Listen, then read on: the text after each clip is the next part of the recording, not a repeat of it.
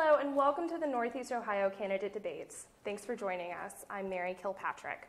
Today we're hosting a debate for the Broadview Heights Council at Large seat, up for election November 5th. The candidates will introduce themselves in a moment, but first, the rules. We will start with 1 minute for each candidate to introduce themselves and explain why they're running.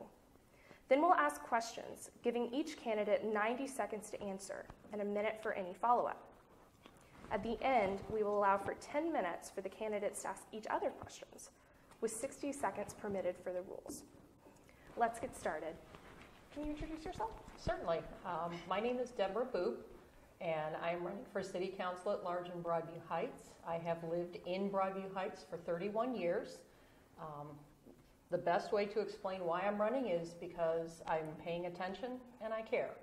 I care about the residents, I care about the citizens, and I care about the future of our city. Okay. Hi, my name is Brad Clifford, obviously running for council at large as well. 11-year resident of Broadview Heights, lifetime resident of Northeast Ohio.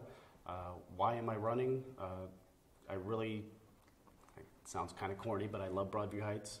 I'm really excited for the potential of the city. I think the city is doing a lot of great things. I want to be part of that. I've got 4 kids in the city, in the school district, that I want to ensure that we're doing the right things for them as well as we go forward. Sure.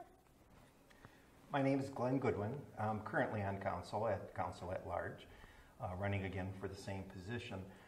Previously, I was mayor for the city of Broadview Heights for 4 years, and prior to that, I was a Ward 3 councilman. I'm running primarily because I really believe that the city has a tremendous amount of potential, and I think we can capitalize on that with the right synergy going forward. And I'd like to put my input and my experience that I have behind me to make that happen. Absolutely. Mary, I'm Jennifer Monick.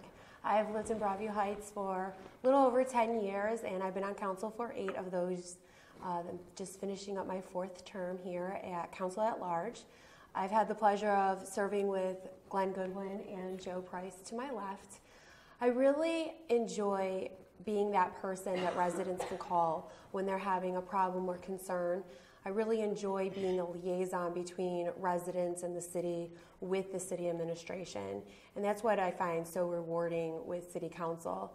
I'm really invested in the city. I've been volunteering in most of the nonprofit organizations within the city. I'm here with my husband, and we have 2 small children. Mary, thank you for having us here tonight, and on behalf, I think, of all the candidates, we appreciate the approach you're taking in regards to this debate.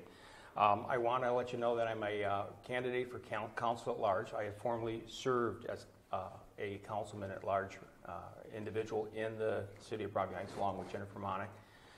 Been very involved in the community. I am a 19-year resident. I'm still involved with municipal government to this day as a village administrator for the village of Grafton, Ohio. Something that I sincerely love. It gives you a daily interaction with the public in that regards. I am running for council primarily, as I have in the past, because of the urging of a number of noted residents in the community. Former Mayor Edna Deffler, who is also a former state rep, and her husband recently wrote me a letter pleading with me to once again consider this race. And with the last minute withdrawal of my friend Jim Giamini, Councilman Jennifer Monick urged me as well, and I appreciate her support in that regard. So that's why I'm running. Thank you.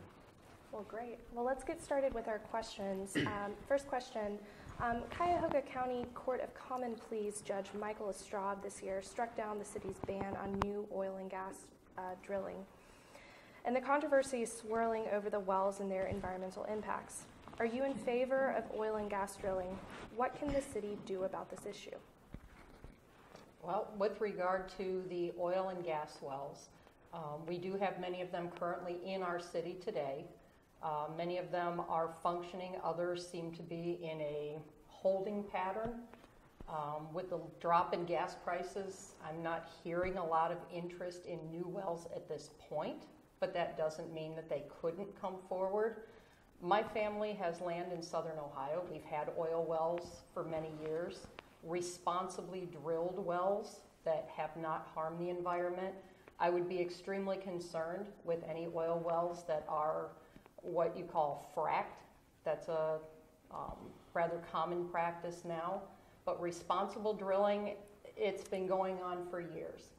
And what I'm also concerned with is the residents and the neighborhoods around them. We want to make sure that the neighborhoods still have that family feel. This is not a place for oil well fields to be placed. This is a city resident. They need to be thought through very carefully. Sure. I am against any residential oil drilling or gas drilling, either one. The fracking obviously is a fairly new practice with seemingly not perfect results environmentally. It just, in my opinion, just in residential areas, it has no place, really. When it's done in properties of 5, 10, 15 acres, whatever, done responsibly outside of a residential town, then that's a different thing. But the residents are pretty clear that they don't want it. They voted in that Bill of Rights that tried to strike it down, which obviously got overturned then.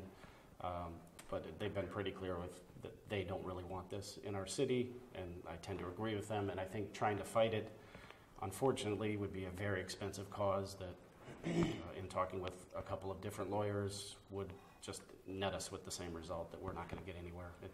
The state has basically overridden and taken away the right of the city to government the drilling in their cities. Mr. Goodwin? I don't believe in any oil and gas drilling especially in our developments within the city. People build homes in these fine developments, and I think that they expect not to be out in the rural country where something like that might be a little more acceptable. I've been through this issue over the years in the position of mayor and as councilman, and it's been certainly a hot topic. It's a very difficult question because the state has taken away our right to be able to control, and it's much more than just even the oil and gas well drilling. It's the fact that the state has removed us from being able to control our destiny, and that I have a problem with, and that is something that I continue to work at, to strive to get back that home rule for our municipality so that we can determine our destiny, not the state of Ohio. We here have our own individual footprint, and we like to keep it that way. And the gas and oil well drilling was pulled away from our ability to be able to control that. And I think it's caused a lot of dissension, and it's caused some environmental damage in some cases, and we need to be able to get that control back. It's just very fortunate right now that the price of gas and oil has stopped that from happening. With over 90 active wells in the city, we've become the target. Thank you. Ms. Malnick? I would agree with Mr. Goodwin. Our hands as a city government are tied, but we have been fighting for our residents of Broadview Heights, whether it's supporting their efforts in the Bill of Rights or going to court over this issue. Glenn and I have certainly been to bat over that issue. When this really became a hot topic in the city of Broadview Heights around 2007, 2009, Joe and I were one of the first council people in the city of Broadview Heights to vote against the drilling. And it's not so much about whether it's right or what it's wrong, or if it's wrong. My opinion is residents should have the vote and an opinion on what happens on their property. When your neighbor decides to put a well in their yard, which right now by law they can, you have no rights. They can put it up very close to your property line, and in the beginning right up to it. Now council has fought for setbacks, and we are trying to work with drillers to try to add buffer zones if possible, or not even have them in the area. I think what council needs to continue to do is educate residents, working with groups like Madion to inform residents what they're really getting into. Joe and I, for a number of years, have monthly meetings with residents, and I'm sure he can attest to this. We would have residents come and talk to us and tell us that they signed up for these leases, but it wasn't exactly what they thought it was going to be. Mr. Price? Thank you. Let me first not be a hypocrite. I don't think there's a person in this room that doesn't use natural gas. So it is something that we all do consume, and it is a need in the country. The issue is this. The House Bill 278 in 2004 created a lot of things. It took away home rule, as has been mentioned, but a very key thing is it created an entity called forced mandatory pooling, and it takes even more rights away from the individual now. So what it has done is created and pitted neighbor against neighbor, and that's what, as council members, we've gotten in between these arguments and these debates. If someone owns 20 acres of land, God bless them, and they want to put it in the middle and it don't bother their neighbors, let them do it. But it's when you divide a community and you create grief and you create worry and anguish over this. The House Bill 278 hurt a lot of people in Northeast Ohio. What this state does not realize is basically 85% of the gas that is pulled from this state comes from Northeast Ohio. During that period, and I think Brad mentioned 80, 90 some wells, during that period, 15% of all new gas wells being drilled in the state were in Broadview Heights. One community, 15%. Where else do you get that kind of proliferation? It has been a fight. House Bill 278 also has now damaged the Voters' Bill of Rights. My God, we the people. Why do we no longer have we the people in this country? What a dirtbag legislature and a ruling from a judge to take away my rights to say no. So with that, I have a lot of problems with gas wells in regards to that. So thanks for asking that question tonight. I understand.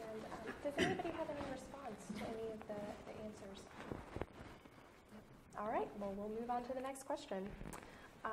As I'm sure you're aware, deer population continues to surge, and many residents are fed up with animals eating their flowers and stomping in the yards.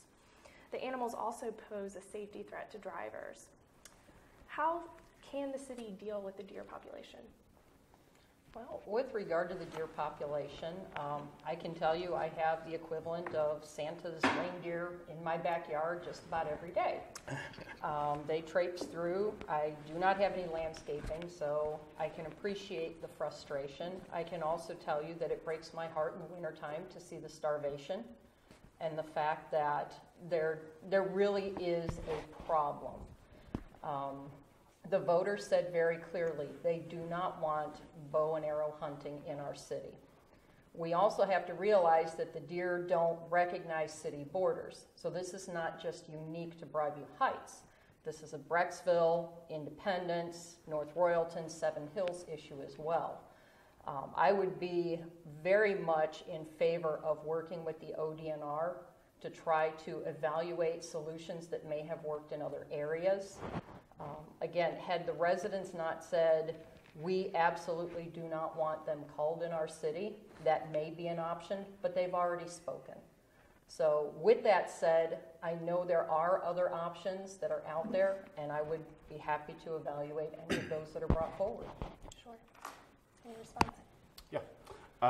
So it's going to sound very familiar, but working as a city, we can't do this just as us. We don't live in a vacuum. Deer don't know what zip code they're in. They're going to go wherever they want to go. We've got a lot of different wilderness type areas within Brecksville, Broadview Heights, Seven Hills, Independence, North Royalton, Richfield, all those things. So we have to work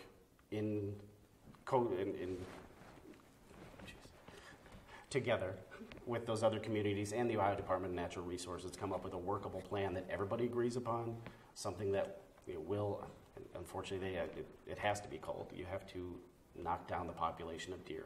I mean, there is an absolute safety risk, and my fear is that it gets to a point where it becomes, accidents are happening, lives are put at risk. I mean, they're already at risk, but God forbid something happens to my daughter driving to school one day because a pack of 10 deer decided to cross Mill Street that morning, and she hits one, something happens to her. So we can't just sit idly by and maybe they'll go away. I mean, we have to work together with the other communities, come up with a plan that works for everybody, unified, and make that plan happen. Mr. Goodwin? Boy, what a tough issue. Certainly, it's a very decisive issue in our city. We can have our council chambers filled over that issue as most important issue sometimes. That's just simply not solvable at this time. But we have to keep working to make something happen, that's for sure. As I walk the city and talk to people over the years, certainly there's a huge divide of the way people feel about deer, and I think that's why you get some of the results when we ask that question, at the polls. The north end, northern 2/3 of the city is just ravaged by the deer population. You can't grow most plants. The deer have morphed into eating things that they never ate before. You have to be careful just backing out your driveway that you don't even hit a deer. We have one of the highest deer concentrations in the state of Ohio in our city, and it is just getting bigger and bigger by the day. So we do need to look at some sort of solutions. If you're on the south end of town, people that live in McIntosh Farms in New Hampton, there isn't an issue to them. Simply, when you talk to those people, they rarely see deer. Their landscapes aren't being eaten. They don't, have the same accident rate necessarily going, into their subdivision. But we're going to work together as cities, because that's the only way we can accomplish that. And the leadership of our city, our mayors, have been working towards that, and we're going to come up with a solution. Sure, Ms. Melnick. Well, you certainly know the two hot topics in Broadview Heights. This is definitely the other one. The deer issue is certainly something council and the city administration has been working on. When I first got elected, one of the first thing we spent almost a year and a half working on was how to control deer. And I was a member of the Service and Safety Committee, and I remember listening to the police chief at the time constantly bringing us data and showing us if we were to allow hunting, because at that time the ballot issue wasn't voted on yet, what the results would be. When we looked at the data and compared it with other cities that are nearby, because yes, deer don't know area codes, we have found that you weren't seeing the reduction in car accidents that people were expecting to see. I think when residents are calling us, asking, demanding in some cases, we do something about the deer, they're expecting that particular deer or family that is in their yard will stop, and that's not the reality of it. I've had the opportunity to live in actually all 4 wards of the city of Broadview Heights while building a house or remodeling a house, and I've lived in 4 different environments. And whether it's living on a large acre or near a farm, I haven't had a deer problem. And one of the ways that I've helped resolve that is I've gone and educated myself on what type of products to put in my yard and those kinds of things. So I see her waving, so I will stop. But it's definitely something that's been on our radar that we've been fighting for. Mr. Price? It is. It's a very difficult subject, and it is a subject that is divided in the community. Debbie, you've got a neighbor a couple doors down who's a dear friend of mine and a very, very dear friend of mine, and he's feeding the deer. We know that, and we've had many a discussion. The problem with the deer is they become domesticated. There's not any of us that haven't seen deer literally walk up to cars, and they've gotten smarter. That's why they're not being hit by as many cars. Still, the Ohio Department of Natural Resources says that 12 deer per square mile is an overpopulation. I could take you into a lot probably right now in Broadview Heights, and there might be as many as 45 deer in one lot. So there is a problem. We did try to address it as council. They brought forward a hunting ordinance. It had some possibilities. I wanted to see something done. I think everybody here would have liked to see something done, but there were major, major safety concerns. There was going to be hunting in people's backyards, and I mean very tight and small backyards. There were reports about arrows going through houses and killing babies in cribs. And when it came down to it, I know Councilwoman Jennifer Monick and myself, while on council, we both polled the residents. As much as I wanted it, I represent the people. I represent the people. I don't represent myself. So in that regards, it came down to me voting against it. Jennifer voted against it, so did Councilman Bob Bolt, who's still now, actually, he's council president. So in that regards, it wasn't divided. Even council narrowly passed that ordinance by 1, but we did do something special. We were able to get it repealed through a vote of the people and a referendum vote. Right. So that did work for the people. The system worked. Thank you. Any response from anyone? Can I make a comment, please? Absolutely. I just want to reiterate the urgency of this situation with the deer in Broadview Heights. A natural predator for the deer are coyotes, and there is starting to be an influx of coyotes on the north end of town. You can hear them howling most nights, and it's not an issue that can be kicked down the road. We have to address this. We have to address this soon, or we will be overrun by something much more threatening than deer. Yes. I was just going to add, the last term of council officers that was on the service, I believe, or was it Rules and Ordinance? Glenn, correct me if I'm wrong. decided, they had the issue back in their committee, and they decided to turn it over to the city administration. So it has been in the city's administration's hands at this point. There are methods that residents might feel that we can use, but through laws and regulations, we can't use them. So it's not as easy as saying, birth control method, for example, or hiring sharpshooters. We also have to protect the law that was passed by the residents. So in some sense, our hands are tied, but it is in the hands of the administration per I believe it was the Rules and Ordinance Committee moved it there. Mr. Price? Yeah, there is some hunting going on in Broadview Heights through nuisance permits, which is tolerated and allowed by the ODNR. None of us have argued that. And it's happening in the metro parks. But one thing I want my two friends to the right, and we all know each other pretty well, is that when you take on this issue, be prepared, because PETA will attack you with 3,000 to 4,000 emails, and you will blow up your email system. Yes. I do So want to add something. it is not easy. Very briefly, it's such a difficult quest for not only our city, but every city surrounding. There's problems on the east side, there's problems on the west side of Cuyahoga County. It's throughout the county, and it's in Medina County and Summit County. They're having the very same issues. So we're not unique, and nobody's come up with the right solution. I will tell you this, that I truly believe, and not that we should sit on our hands and wait for this, but you will see very soon a disease called chronic wasting disease that's starting to enter the deer herds here in the state of Ohio. And if and when it does come to Broadview Heights, you will see mass annihilation of deers. Unfortunately, it will be an environmental issue that wipes them out with that disease. And not anybody wants to see dead and dying deer, but it is coming here, and it's going to be here in the near future. Well, on that note, let's go to the next question. I wanted to ask you, to what extent do you believe Broadview Heights should be involved in regionalism or sharing services? The city planned to use a new Cuyahoga County Emergency Operations Center to dispatch its safety forces. Now that that's fallen through, what should the city do for dispatch? My understanding with the Cuyahoga County Emergency Operations Center that was supposed to be located in Broadview Heights was a partnership between the city and the county. It would result in a number of new jobs coming to the city. It would also result in additional services being provided to the city at little to no cost. It would also provide for police and fire radios, which my understanding is those are sorely over need. There's a extreme need for those types of things. I believe a partnership is still a possibility. However, if the county decides they're not going to build a building, it is imperative for them to at least keep up with some sort of an arrangement that creates that continuity among the city and the county. Again, emergency services, we have our police, we have our local fire. We know that they have to stay in constant communication with each other. Help us out with the radios, because that was promised as part of the deal.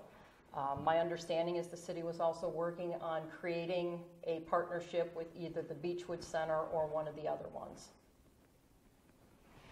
I was saddened to hear that deal fell apart. It seemed like a great idea for everybody involved, and it sounded like a very positive thing for the city. So really kind of a bummer, if you will, that it didn't happen. Moving forward now, I mean, we should obviously explore sharing services with other cities or counties in the area. It just makes sense financially. You can defray costs across the board, that type of thing. But honestly, if we can't find a situation that works great for us, then we stay on our own and we handle it in-house like we have in the past. Mr. Goodwin. Well, you really hit a sore spot there. It was during my administration as mayor, we had started initiative contact with the county and had worked towards making that happen. The county being very slow to react took a number of years to be, but rightly so, a very expensive proposition for them to come up with, greater than $15 million to build a facility. It would have been very beneficial, certainly for the city, between the expense of dispatch and those employees, the income tax wages that we received off that. But at this point, it's fallen through. I recently spoke with Jack Schron, who is our Cuyahoga County Council's representative, and he feels that he can take the lemons and turn it into lemonade, was his quote. And I hope that he does that, because economically it would have been one of the best things that probably could have happened for our community, since we spend over $135,000 annually on our dispatch expenses, plus the income that would have come in from those wages. And we don't have, couldn't build a tax base big enough, I think, in these days to account for what we would have gotten out of that.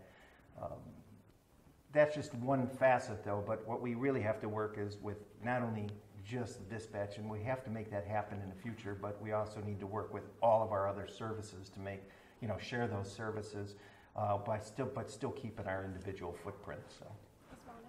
Although we're not getting the center, which would have offered, great training opportunities as well, we do what I will call mini regionalism. We do work with our local cities and communities around us, and we do share facilities, not necessarily facilities, but services. If they need us out for a run, we will go there. So we are doing that already, just not at a larger scale. I know some communities will even share a police chief or a fire chief that will kind of rule or organize over 2 different communities or even 3. That can be a safe savings to a community as well. But that would, be council and the administration working together to do something like that. But we recently passed a fire levy, so we've been able to make sure all of our service and safety forces are equipped with technology and gear and things that they do need. And just this past month, we've heard both of our service safety people coming up with grants that they're writing or receiving. So we are moving in the positive direction despite this. Sure. Mr. Price. Regionalism is something that's bantered around, and who really understands it? Is it about creating a metropolitan government? Well, obviously, you've got multiple agencies that are going to fight that.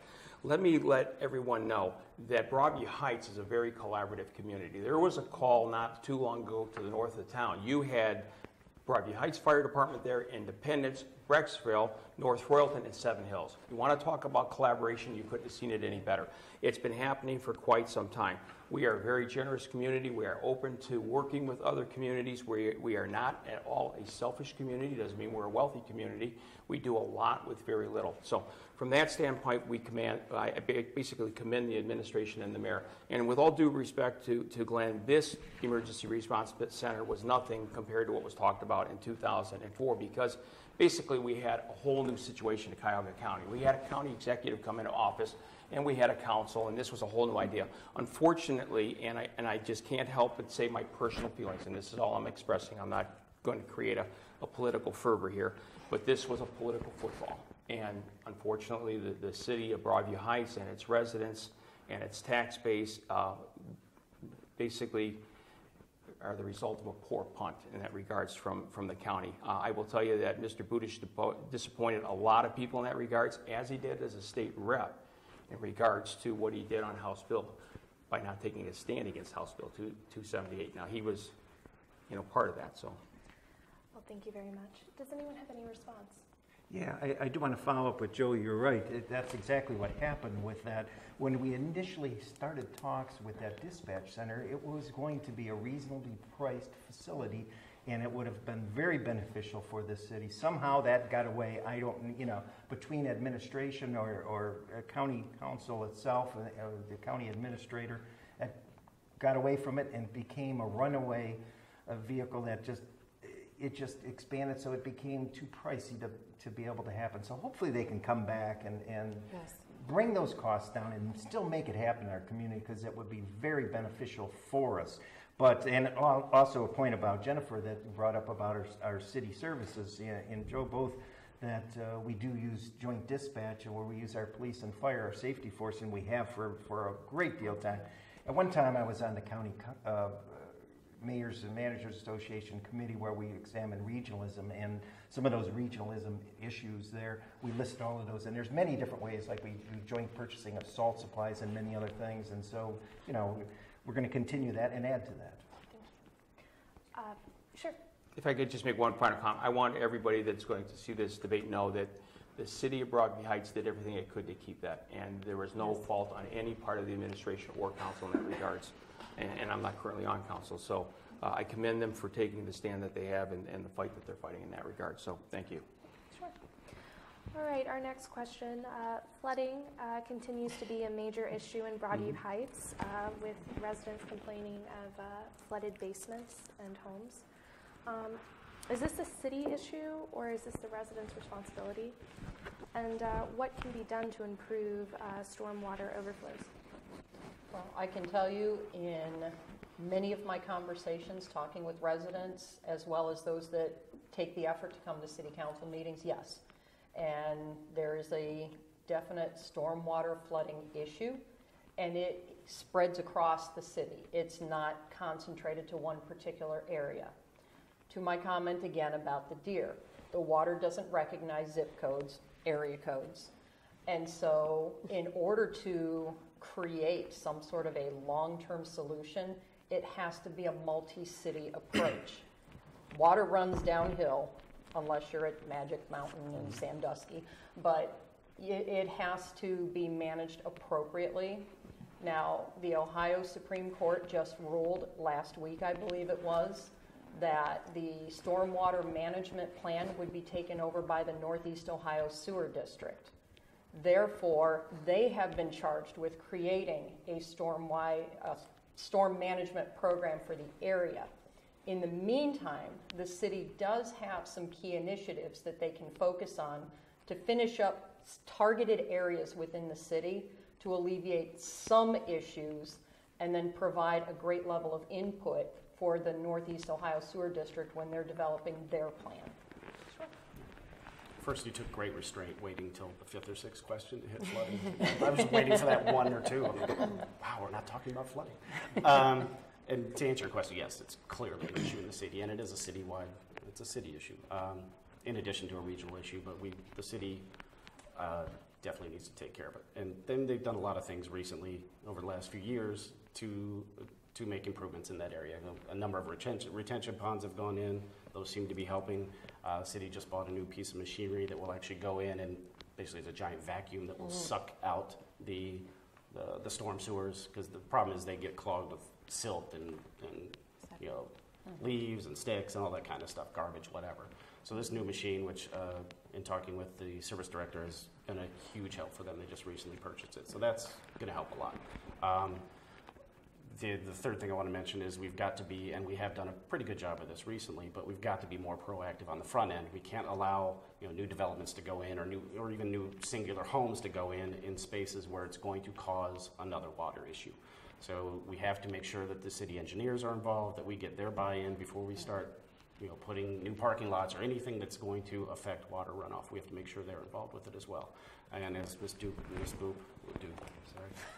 Ouch.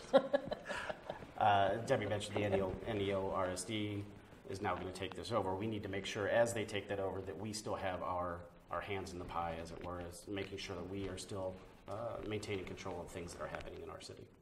Mr. Goodwin?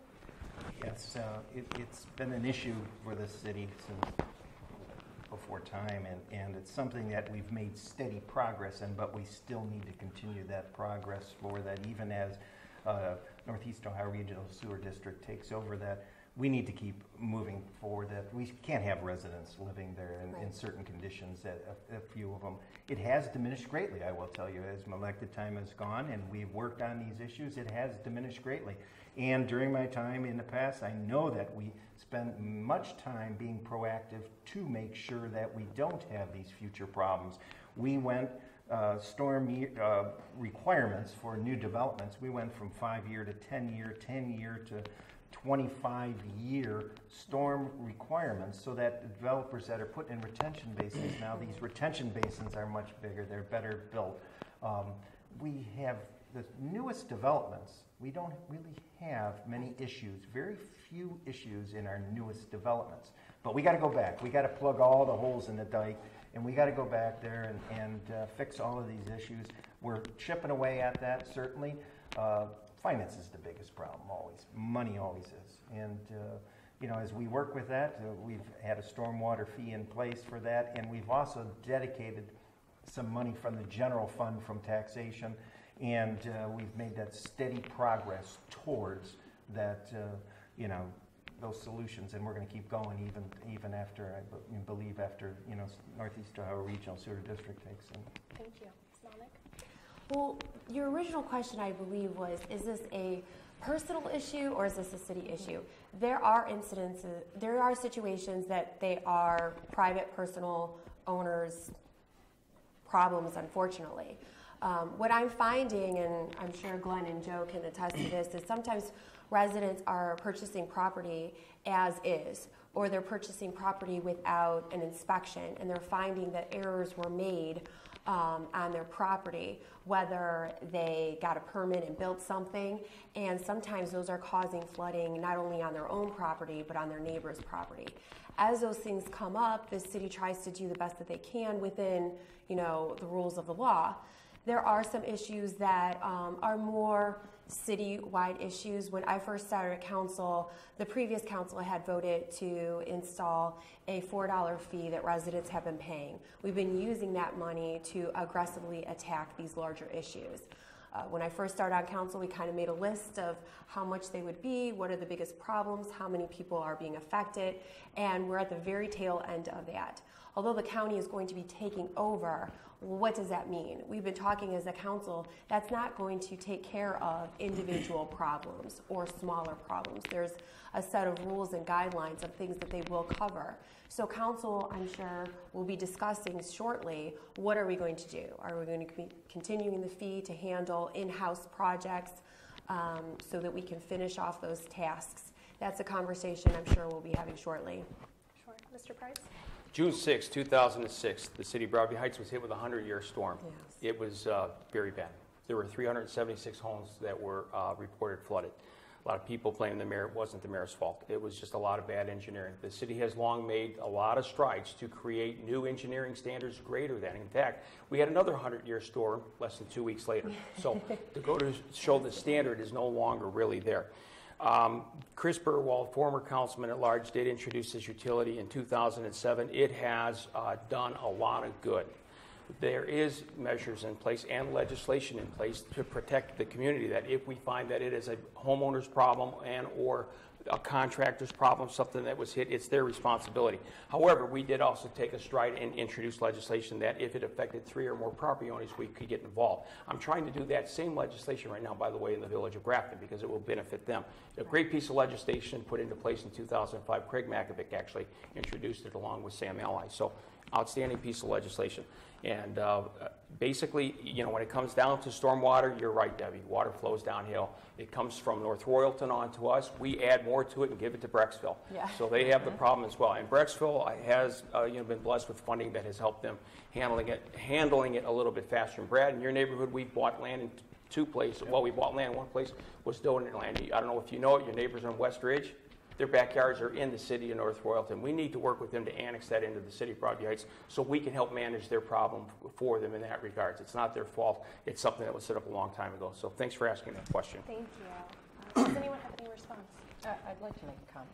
Sure. Okay. The one thing that came up recently at a city council meeting that I think would be helpful to the residents is letting the residents know which areas are being targeted for city improvements on a short-term basis. There was a report by the engineering department listing specific streets, specific areas that were on the radar screen to be addressed in the short-term future. I had asked at the city council meeting that that list be presented to the website, and I know that there are certain rules that require the city to reach out to impacted residents. But I think that transparency would be helpful for residents to know that the city is addressing some key areas, as opposed to the city isn't doing anything, why aren't they listening? There are good things happening behind the scenes, and I think getting that message out is key. Ms. Malnick? Along with those lines, it's also about educating residents. One of our stormwater management projects the Vector truck is what you mentioned. This current council fought for that because for a long time we were just leasing it for a month or two. Now we fought very hard to get it, so we have it 12 months out of the year. And you're referring to the machine that sucks the... Yes. Sucks Vector the, truck, yes. Yeah, so it basically sucks the... sediment and silt, yes, Out all of- kinds of fun stuff that is out in. of the sewer. Okay, Right. I just want to make sure everybody And knows. some of them are so high that you could see through the grates that there's dirt built up. That's how deep some of these are. So now we'll be able to do that all of the time, or even rent it out if we need to other communities, and that will be a source of income for us. But the retention basin is also another problem. Recently, the engineering department, they always give us a map and they show us the retention basins, which ones are in good working condition. Some people are buying property with retention basins, but they don't realize that they have to maintain it. And if they don't maintain it properly, then it can't hold the water, and now we start to flood people. And that is one of the problems that council is working on right now, is how do we get individual private property-owned retention basins to comply. Thank you. Yes. In regards to the Vector truck, we did have one once before. It became mechanically infeasible Right. to keep operating, so they did do away with it. I want to basically voice the importance to it. The storms, when they hit on June the 6th, 2006, the city of Strongsville was not immune to it. They got hit heavily as well. The first thing they did was bought 2 Vector trucks, 2 crews, put it out there, put a system out there. They still routinely maintain those, the whole community, which is a lot bigger, probably 3 times the size of Broadview Heights, and they reduced their flooding by 98%. That's why it's key to clean those basins and make sure that's being done, and I'm glad that council took the step to make sure that's going to happen again. Yeah.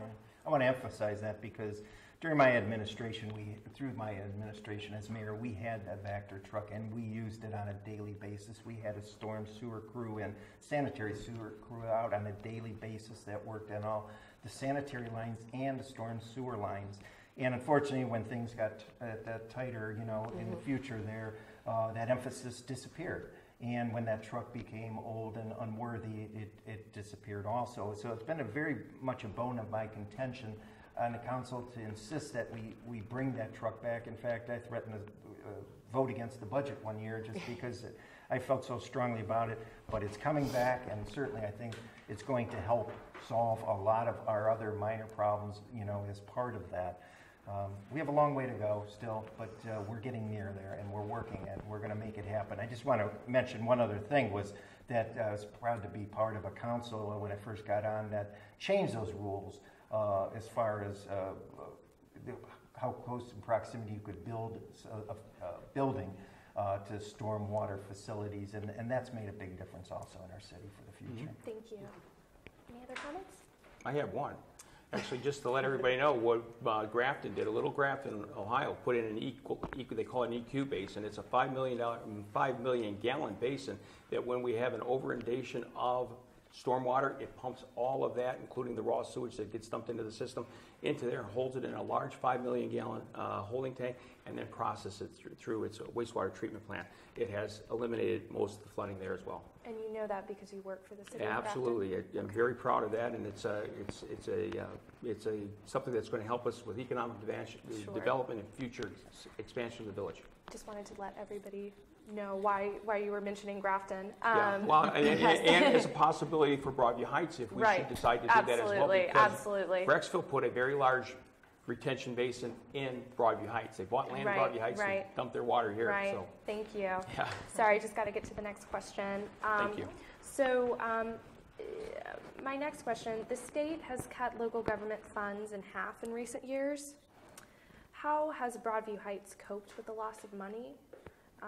What other ideas do you have to help save money? Well, I can tell you from watching the financial reports, reading the state auditor reports, Broadview Heights is in a good financial position right now. They've been very fiscally responsible, and again, I give a lot of accolades to the mayor and the current city council and administration for doing that. With regard to future loss of funding, like any home, when the money gets cut, you have to start looking at needs versus wants. I'm not hearing that that is a significant issue in our city today, but we also have to anticipate things can change. Property taxes Everybody just got their notices within the last month, so they know they're going to be paying more. How are we using that fiscally responsibly to not only keep our city in the black, but financially responsible to the citizens, to the residents? You said the words a couple times there, fiscal responsibilities, the key. And this administration has done a very good job of that, being smart about what we spend money on, saving money for a real rainy day or whatever you want to call it. You know, the general fund, I believe, is up 3 times what it was a couple years ago. We've done a tremendous job of setting budgets properly, sticking to budgets, saving money where we needed to, spending wisely instead of just, we need everything, buy everything. I mean, they've done a very good job of that. You can't predict the future, of course. The government may come back and say, okay, now you get X less dollars. And again, like kind of what Debbie said, you then hunt for places where you can save money, being smart about things. Hopefully you've saved up, which is what we are doing for those occasions, and then you move forward. Make a plan, stick to the plan. Sure. Mr. Goodwin. I will say, being on council, that this council has been very, very fiscally responsible, and they are examining every single expenditure, and we go over the budget with a fine-tooth comb. And I think that, very importantly, that we do make sure. Some people have asked me in the past, why did you vote against something? I simply have no problem about voting no. I am not going to go along with the crew if I feel that it's not going to be fiscally responsible and it's not going to be best for the city. We have to be very careful. These are tough times, and we need to be very fiscally responsible with every dime that we have. In addition to that, we need to create a tax base. And that's very important, that our economic development, that we get some responsible development, things that are high net gains to the city. Simply residential is nice for people to have new housing stock to be able to move into, but it's actually a net drag on the city budget. And we have to make sure that we develop things that will help offset those, our finances there, so that we can end up with, continue to have the fine services that we have and the fine community that we all live in. Ms. Melnick. You know, I think being in a good financial situation is relative. You mentioned that you felt that we were in a healthy place. One of our last finance meetings that we were at, our financial director suggested that although we're at $3 million in unencumbered funds, $5 million would be a better place. When I first started out on council, we were, I believe, below $1 million. So over time, we've been able to save quite a few millions. But are we doing our best in taxpayers' money? I'm not sure. Recently, council had to make a decision on to give council raises and the mayor raises. And Glenn and I decided no, and the rest of council gave 8% raises to their positions and an 18% raise to the mayor position. And Glenn and I both voted against budgets that were inflated with raises to department heads that are appointed by or selected by the mayor and voted on by council. In 1 year, some of those department heads got $15,000 raise, a $9,000 raise. And is that being fiscally responsible when we have issues like flooding? Maybe we could have used that money to help resolve somebody else's issue. So there's more to this story than just what's on paper. Sure. Mr. Price. Thank you. Fiscal responsibility. It is not the responsibility, first and foremost, of the administration. We should make that clear. It's not. It is, the purse strings are held by council. So the mayor can't spend a lot of this money without their support. So I commend the council, current and past. And when Glenn left office and you came in, it was actually at 1.7 million, but the market we had an economy that kind of crashed and it dropped down to 900 and some odd $1,000. Yes. So it did take a quick dip. When I came on to council in 2009, when I left, we were at 3.5 million, an all-time high. We more than doubled it in that 2-year period, and it was through fiscal responsibility. Now, while you voted against that pay raise, you recall, I fought for a pay reduction in council during a very difficult time, a very tough subject, because I would walk into neighboring communities, and another mayor would walk up to me and says, "You're a problem for me, Mr. Price, because I want to raise my pay, and you're creating anxiety here for us." It was tough, and I twice motioned, and Jennifer did support both of those motions to reduce compensation of our elected officials during a difficult time, to show at the very core fiscal responsibility. Now, the grace we had was we settled with a 0% pay raise, so I'm grateful to the mayor and council, and it was council's decision in that regards. For the fiscal future responsibility, there are some concerns. The actual increase for the mayor ended up being 18.2%, which will impact the bottom line in the end. So, thank you. Sure. Well, any response, Ms. Malnick? Yes, Mr. Price mentioned that council really holds the purse strings. There are limitations to that. We can set, for example, for department heads, a pay range, but within that range, the mayor can set it, which is one of the most recent discussions. You know, I think some of us were concerned about because we, our service director, who had been there for 25 years or so, left, and now we have a new one. And maybe we should take a look at the pay range because it was set for someone who had, 25 years in and a lot of experience. There are also other things that the mayor can make purchases for as long as it falls underneath a certain range. So we don't have a vote on everything. Right. I think sometimes we would like to have more of an opinion than we do. But it's a blend between the two, administration and city council. I think you hit it on the head there, Jennifer, absolutely, because we have to work with the administration. That's the only way. We can't work against each other, but we have to work together, right. Very importantly, because we have to appropriate money for him to be able to spend it, or her. And the mayor, needs to be able to spend that money responsibly. Yeah, and if not, I think he's going to hear it. I mean, I would hope that would happen in any community. Absolutely. If not, we'll hear it. We'll hear it, and we want to make sure that we're doing our job right. And Glenn is key to that. He is right. But council does approve the budget. So if they didn't, even the mayor wouldn't be able to throw out those $10,000 checks.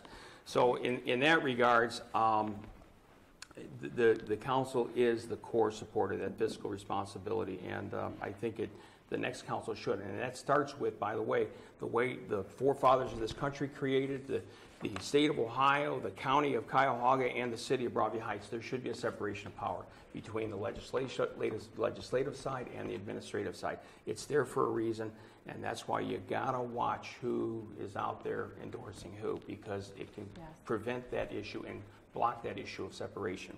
It is a concern. Any other comments? I do have a comment.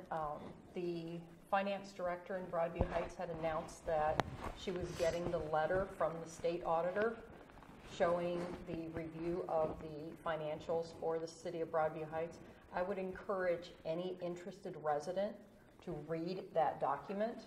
It is public record. It will be made available, and residents should be able to glean key points that the auditor is looking at. So if there are areas of concern or areas where the city has really shined, they should be aware of those issues.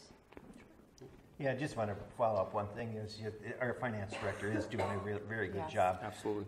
She's very, very knowledgeable. She works very hard at her job. I do want to bring out that during my administration, the city has always worked very hard, I think, at the finances. And during my administration, I was proud that we had gotten a bond upgrade from Moody's.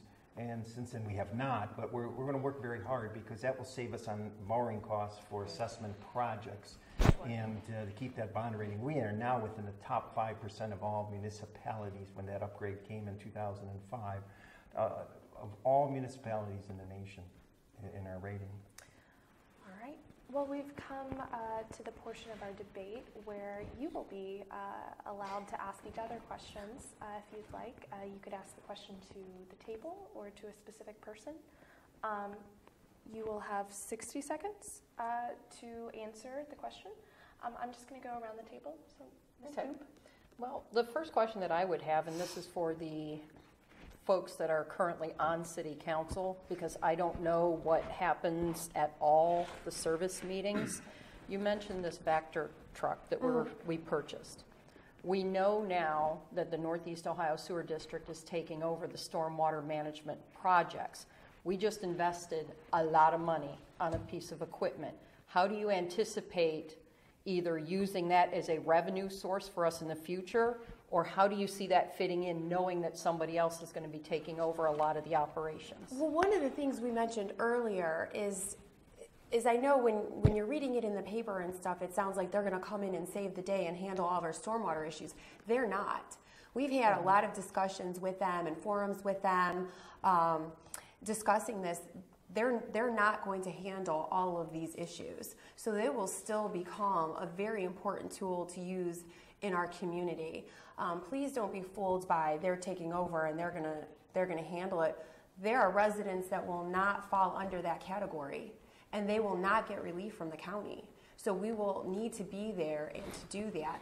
And like you've mentioned, all the waste and stuff that's in there, we need a machine going 24 hours or two shifts at least. We certainly have a lot of repair work to do, and then once we get there, we can start working on preventative measures. Yeah, very importantly, because by owning that piece of equipment, we have the ability as mayor, as council, to react immediately for our residents. And, unfortunately, and I'm not trying to criticize, any other government agency, but let's face it, you get lost in this sea of government red tape sometimes trying to get relief from something. We know in our city that we can pick up that phone and we will get a response immediately with it, as we have in the past. And you know what? If it's raining out there and your basement's flooding, You want immediate. you want it immediately. You don't want to wait.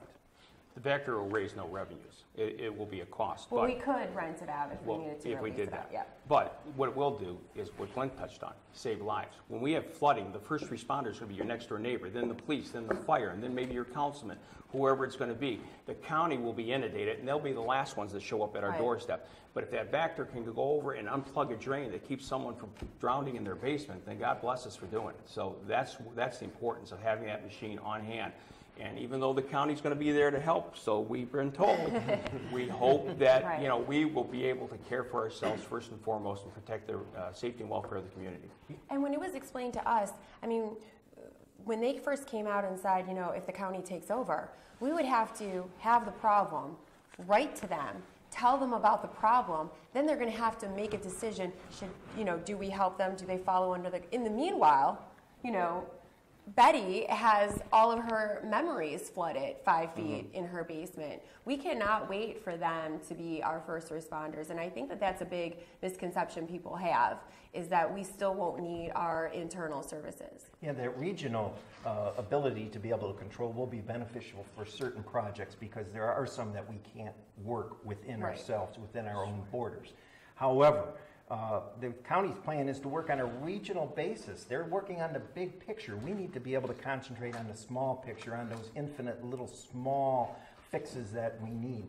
And this piece of equipment will be vital, to make sure that happens there, that piece of equipment. I can't tell you how invaluable that will be. And even the regional sewer district has said that only 25% of those revenues they collect from any community will be returned back to those communities anyway. Thank you, Mr. Goodwin. Any other questions for the table? All right. Well, thanks again for joining us, and thank you for joining me here today. Everyone watching at home, you can check back on cleveland.com to read stories about the debate, issues, and candidates for the upcoming election. Thanks for joining us.